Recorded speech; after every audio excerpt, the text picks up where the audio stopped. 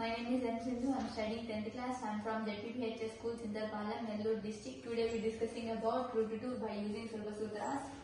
First two squares తీసుకుందాం. ఆ two squares ని కలిపితే దాని టోటల్ ఏరియా 2 స్క్వేర్ యూనిట్స్. దాని సైడ్ రూట్ 2.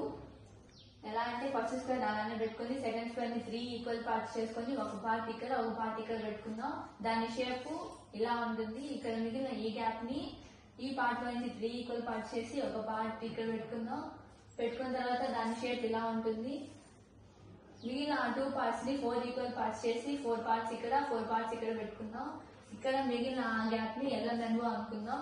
ఈ టోటల్ స్క్వేర్ ని ఎన్ఆర్ స్క్వేర్ గా తీసుకొని ఎన్ఆర్ స్క్వేర్ యొక్క side 1 + 1/3 + 1/12 = 17/12. Area of ABCD plus area of PQRS plus area of LMNO equal to area of enlarged square. Area of ABCD plus area of PQRS equal to enlarged square minus area of LMNO. Area of ABCD అంటే 17/12 into 17/12 minus area of LMNO అంటే 1/12 into 1/12. దాన్ని simplify చేస్తే దాని area 2, దాని side route 2.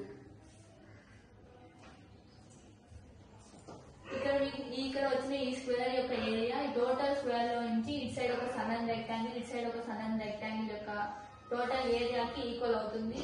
ఈ సన్నని rectangle యొక్క area length into breadth 17/12 into breadth plus 17/12 into breadth equal to 1/12 into 1/12. ఈ సన్నని రెక్టాంగిల్ యొక్క బ్రెడ్త్ వచ్చేసి 1/12 ఇంటూ 1/12 ఇంటూ 6/17 ఈక్వల్ టు 1/408. ఈ సన్నని రెక్టాంగిల్స్ ని రిమూవ్ చేసిన తర్వాత ఇది స్క్వేర్ షేప్ లోనే ఉంటుంది.